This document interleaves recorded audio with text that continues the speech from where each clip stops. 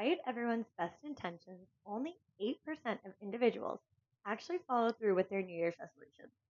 New Year's resolutions can be awesome. They help you set goals for the new year, help you boost confidence, and regain your health and motivation for the upcoming year. However, this week's episode, we're going to talk about not just New Year's resolutions, but 5 ways to start off 2025 strong. Definitely. So we want to thank everybody for coming along on this journey with us over the 2024. It was amazing. We dropped 26 episodes Yeah, something like that. in season one. And yeah, we just kind of wanted to end the year on an episode. I feel like we're hopefully gonna try to keep doing this like every New Year's, kind of talk about the 5 things that we want to go into 2025, focusing on, thinking about when it comes to health and wellness. And I think these 5 we've talked about, most of them I want to say before, but to reiterate and to also just kind of touch on a couple new ideas that that we have and new studies that we found. So it's gonna be an exciting episode.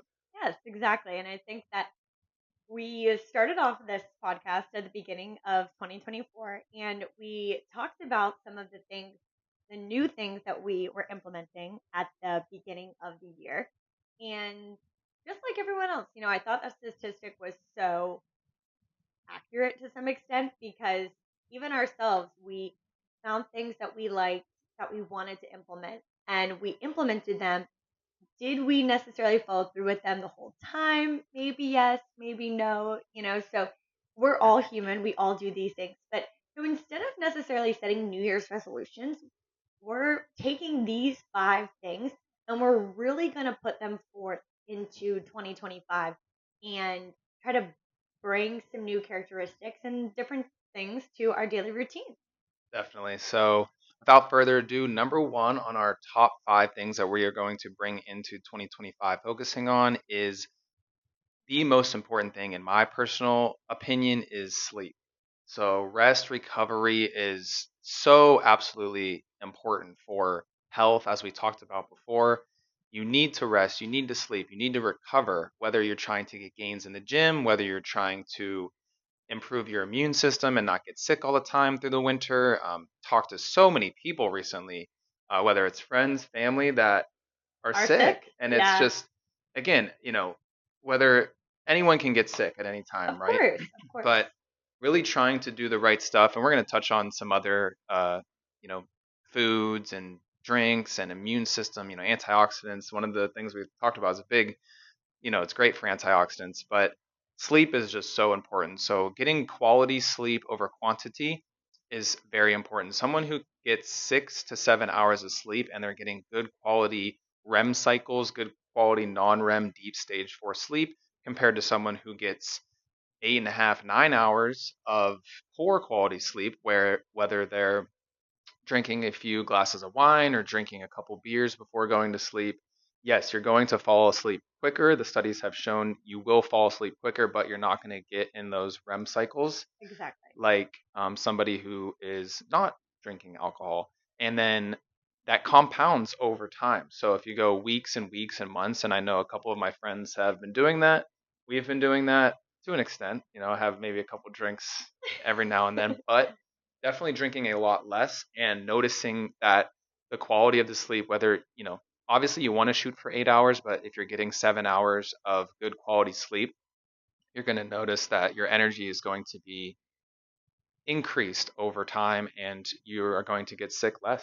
Exactly. I think either with or without alcohol, if you go to bed a little later than you normally go to bed and you still try to wake up at the same time, or maybe you are like, I'm going to go to bed later, and so I'm going to wake up a little bit later, you're still not necessarily getting the full benefit of having a good, consistent sleep routine. So, one of the things that studies have shown to be more effective than duration of how long you sleep is sleep and wake time.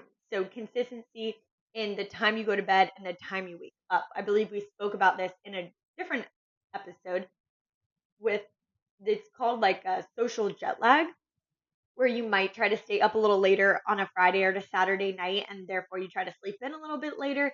And that actually does more harm to your circadian rhythm than just trying to, even if you have to go to bed a little bit later, waking up at the same time the next day. I think a big thing with circadian health too is making sure that you are regulating your melatonin. So other things we talked about throughout the year, guys, is when you're relaxing at night before going to bed, seeing if you can minimize your blue light exposure, whether the ambiance lights are like a dim red or an orange or candlelight. Maybe you wear some type of blue blocking glasses, or maybe if there's not a big game on or not a show that you're really into, maybe you play a game or you read a book or you do something that doesn't really involve being around blue light. So that's going to help to regulate your melatonin levels and make sure that when the sun sets, melatonin in your body starts to increase. And as you have those blue lights coming on, your body's going to be tricked. They're going to think that the sun's still out.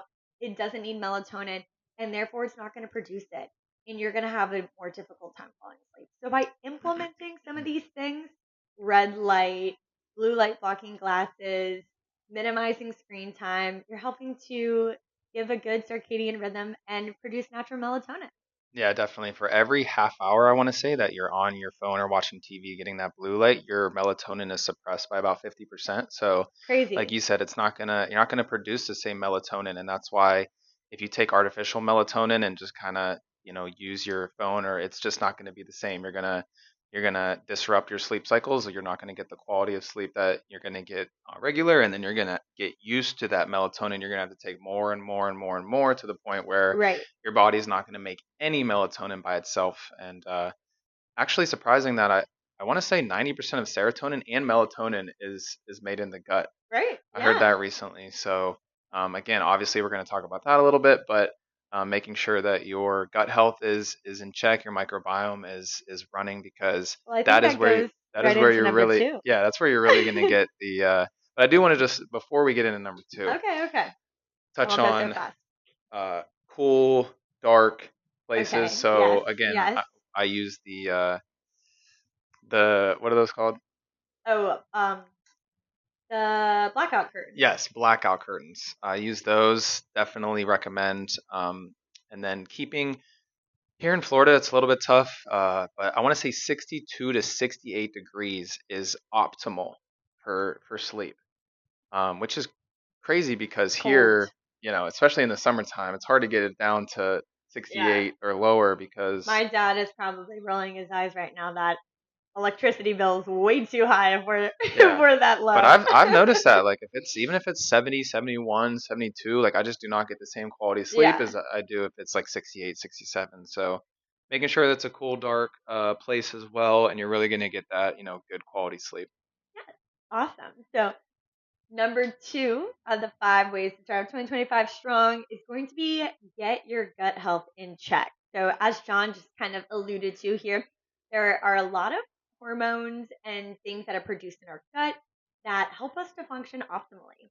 And I think gut health is super trendy right now. Everything is going to say that it promotes gut health and has all these beneficial things, but don't be fooled by a lot of that, coming around. There are simple things that you can do just by shopping differently at the grocery store to help get your gut health in check. Our gut health is filled with billions, I believe, different types of microorganisms and different bacteria that are beneficial to our body. And the way that we feed them and the way that we do things on a day to day basis are going to help to keep those gut bugs really healthy. So, the first thing that I would say that is so important is making sure that you are consuming probiotic rich food, fermented food. Doesn't necessarily mean you have to go out and buy yourself a fancy probiotic, but getting in some type of kefir or yogurt, sauerkraut, kimchi, something that is fermented is going to have all those beneficial probiotic bacteria in there. And then as you're eating that, you're helping to kind of give those healthy gut bugs proper nutrients and help them grow stronger and necessarily balance if you have any imbalances with those unhealthy and bad gut bugs. Yeah. So definitely making sure, I think that that's like the simplest thing that we've probably really like stuck to. Even me personally, like I've always felt like I've ate really healthy, but never ever ate sauerkraut or kefir. Maybe I would eat yogurt here or there because yogurt, I think, is always like the big, like, oh, this is, has Hmm. probiotics. But by including some of these fermented foods like weekly, Yeah, daily, I feel like it's been amazing. definitely. You want to, like Courtney said, you want to feed the good bacteria. You don't want to feed the bad bacteria. So there's good and bad bacteria in our microbiome. And bad bacteria, they love glucose. They love artificial sweeteners, especially the ones in sodas, in iced coffees. That was a really big thing for me. Yeah, Obviously, growing up, a lot of soda, a lot of artificial sweeteners, a lot of fruit sugar. punch. And then even recently in the past, 5 years or so, still sticking with the iced lattes and the iced coffees and putting in the multiple pumps of the sweeteners. So Yeah, just kind of looking at that and looking at what you're eating and drinking, making sure that you're really regulating your blood sugar, because not only is that going to help your microbiome, but it's also going to help any diabetes down the line, because we know that is we see that so much in our day-to-day lives as therapists. But yeah, that's big. And then obviously, wanting to get in protein first, that's big as yes. well. It's going to help you keep you full, and it's going to help feed those good bacteria in the gut. So, like salmon and chicken and stuff like that. Even, some kind of free range organic beef, Yeah, that we've been eggs, eating. things Yeah, like that. definitely. I think, as John mentioned, making sure the minimal is making sure that you have a protein source at every single meal or every single snack, right? Even like it's better to have an apple with peanut butter than it is just to have an apple by itself, because the peanut butter is going to have the fat and the protein that's going to help to balance out your glucose spike. So you're kind of getting that perfect snack where you have your fruit, you have your sugars, but you also have protein and fat.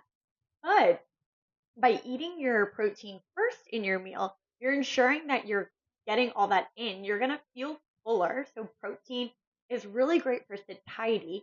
And then you're going to have more energy. Versus if you're eating a carb high meal, you might have an energy spike, but then you're going to crash a few hours later. And protein's going to help to keep you satisfied for a little bit longer. So, Definitely. protein first is key. Yeah. No, that's big. I think sleep and gut is They're hand in hand, Yeah, right? yeah, 100%. I mean, the gut is hand in hand with mood, physical, mental, emotional, really everything. It's Yeah. really crazy. The more information that comes out every year, the more books that we read about it, it really does. It's like it's just a constant reminder of, like, Right. it's really, obviously, if you want to have a bowl of ice cream every few weeks, Exactly. Have it. yeah, You but know? at the end of the day, if you want to try to keep that good cycle as far as sleep and gut health goes, you want to try to stay consistent, definitely. Yeah. And hey, maybe have a nice meal with your family or with friends, because that's going to lead us into number three. Ooh, I love it. Yes. Number Two for three, one. and again, this is one of the craziest studies that we've seen. Um, was the one done by Harvard about longevity, Hmm. and they looked at sleep, they looked at gut health, yeah, Exercise. exercise, they looked at everything, and the number one factor for longevity was social connection. Yeah. So people with good relationships and good social connection, whether it was friends, family, spouse, stuff like that, had the greatest longevity and the greatest health span.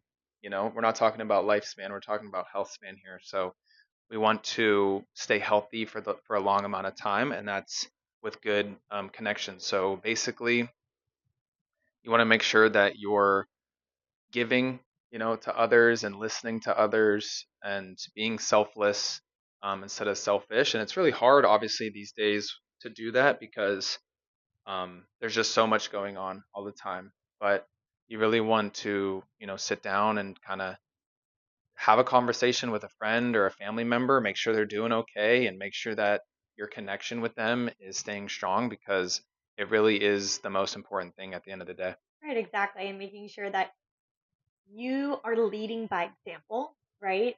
As you are having these social interactions on a day to day basis, making sure that you are being the best version of yourself. You're being the healthiest version of yourself. And you are sharing some of that with the people that you're with, right? And surrounding yourselves with people that have similar interests and are helping for you to become a better version of yourself. Obviously, we can't pick our family. Our family is amazing unto themselves, and ensuring that we're carrying over some positive traits. Maybe we're taking some traits away from them, as Jon mentioned.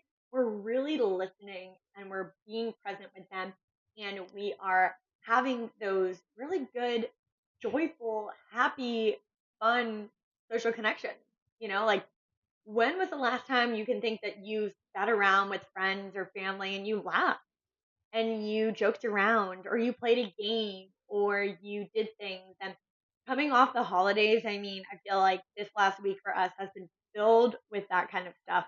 And it really makes a difference. It makes you feel good. I hope it makes the other people you're with feel good, and kind of gives a little bit of that back and forth balance, right? Like, I believe laughing activates the vagus nerve, and the vagus nerve is like so important when we think of stress and, you know, all of those kind of things that go on in a day-to-day basis. You're activating your vagus nerve when you're stressed. It's helping to kind of fight or flight, or rest and digest, and laughing is going to help to calm it down and put you more in that rest or digest.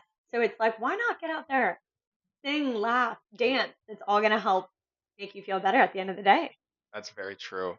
Um, and like Courtney said, think about the last day that you were a little tired, or it was a rainy day or something, and you just kind of sat around on your phone all day, and didn't really do too much, didn't really go outside, didn't really have much connection that day, and how you felt at the end of that day. A lot of times, Sunday scaries Yeah, are exactly. caused Because, because of the lack of social connection. exactly. Um, and then think about the last day that you were with people that you like to be with, whether it was family, friends, and you played games, or Right. did something where you were, like Courtney said, laughing and having a good time. And You went then, outside, you were active, right? yeah, you Played a played sport. a little flag football 5-on-5 or something. Yeah, something light like Yeah, that. and got absolutely smoked.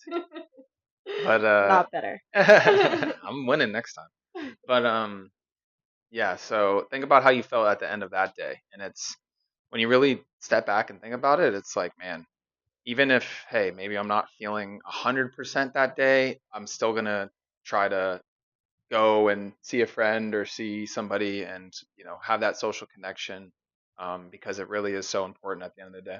And that leads me to something that I just thought about, is like, sometimes that's what you need, right? Like, when you're not in a good mood, the easy thing to do is just sit by yourself and, be on your phone and not interact with people. The uncomfortable thing to do is to kind of suck it up a little bit and put on a smile, and just, as a minimum, go interact with your friends. And 9 out of 10 times, when you leave that interaction, you're going to feel 100 times better. You're not even going to feel the same as you felt when you got there. You're going to feel better than that, because of that social interaction, of sharing that same, like, energy with people that have similar interests with you, that you connect with on that type of level. And that's sometimes what we have to do when it comes to our sleep, our gut health, our relationships. We have to get uncomfortable. We have to do things that aren't necessarily in our comfort zone, because if we continue to stay in our comfort zone, we're going to continue to stay where we are, and we're not going to grow, and we're not going to develop, and we're not going to get, all these amazing benefits that we're talking about. So, Yeah, that's that's a great point. something that I think we all work on, because, like I said, the easy thing to do some days is just to kind of like chill and do nothing, but get a little uncomfortable sometimes. Yeah, no, I agree 100%. Yeah, so that brings me to number 4, which kind of ties in with social connection. We kind of hinted to it a little bit, but it's being present. So when we think of being present, a lot of people turn straight towards meditation, which I could talk forever on the benefits of meditation, and meditation is so amazing. Meditation is really about, tuning into yourself, and not necessarily thinking about all the things that you have to do, need to do, want to do. You're listening to your body, you're becoming one with your body, and you're really being present in yourself. So how can you take that and put it, as Jon mentioned, into a conversation with someone? Do you always have to? I find myself doing this, like, I'm listening to what someone's saying, and I'm like, oh, I'm going to bring up this point next. And I'm already thinking about what I'm going to talk about without necessarily sitting there and really being present, listening to what they're saying 110% of the time and absorbing the information that they're giving me. And maybe I'm taking an extra second before I respond to make sure that, what I'm saying is genuine and heartfelt and kind of giving that more authentic presence and relationship when you're interacting with people. And then just being present as you're doing things on a day to day basis. How many times are we like, oh, we have to clean and we're running around, shoulders tensed up, like not realizing your heart rate's elevated and you're doing 110 things at once and you're not being present. So even as you're going around your day to day, you're cleaning, you're cooking, you're working, how can you tune into your body a little bit more and be a little more present? Yeah, I think that's a great point, and that's something that I definitely need to work on, and I think everyone can kind of work on a little bit again. But nowadays with social media and stuff, there's just always something to take our brains off of the Right. current moment, and obviously it just is so much better when, again, with the social connection thing, when you're with friends or family and everyone's present and everyone's there together having a good time, rather than everyone hanging around on their phones, or not being completely present with each other. And like Courtney said, really listening to others, and that's extremely important because I know, there's many people that really don't listen, Yeah. and um, a little bit about themselves, and it's just important to, not, make sure that you're happy and healthy and successful, but also, make sure that others are the same. Exactly. Yeah.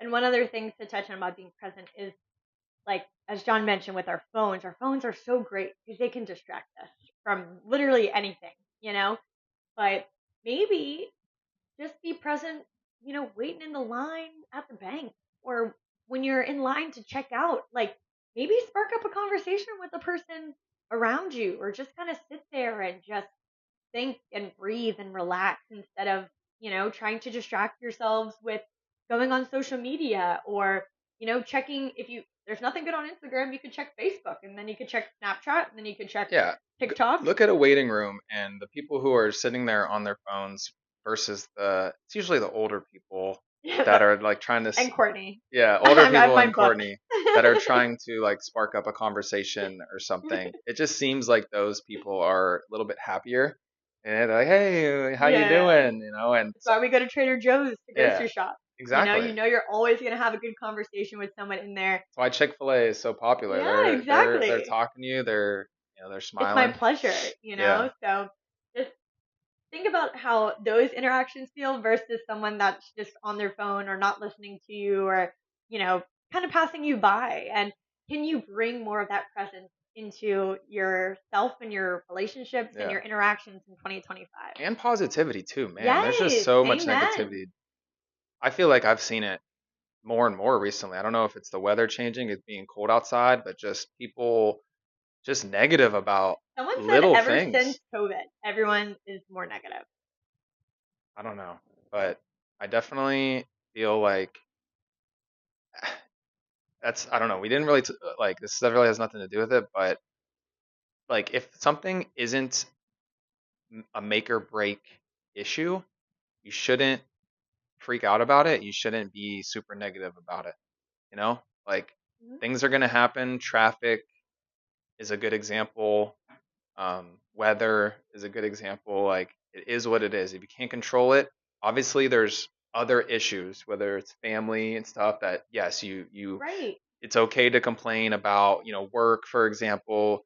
But again, at the end of the day, if it's not a life or death or health issue, then 100% of the time it is better to not stress about it because it's only going to make it worse. Yeah. Is it going to matter a day from now, a week from now, a year from now? Is that traffic that you're stressing over really going to matter? But the stress is going to have cascading effects on your body that will matter a few weeks, months, years from now. Yeah. And just, but that's And I will that's the say, biggest thing about being present, babe, is that it's like if you're not stressing about the traffic, you're just focusing on being present to yourself and your Exactly. body.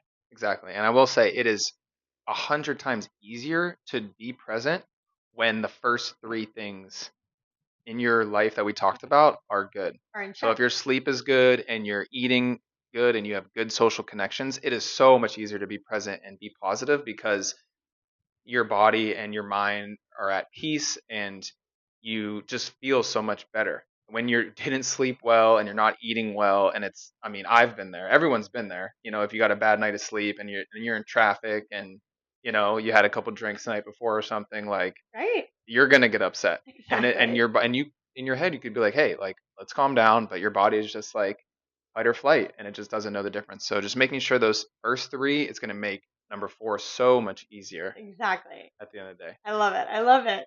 All right, number 5, our Number last five, one. going into 2025, number five is, I feel like our last three were pretty similar. Yeah, but no, this one's not that similar. A little similar. Number five is grounding. It's pretty similar to being present, True. But but grounding. First of all, get outside. First and get foremost, get outside. outside without If you shoes can, on. take your shoes off. Again, people, there's a wide receiver that plays for the Bills that never wears shoes. And he walks through the Ooh. snow, he walks through the parking lot, he just never has shoes or socks on.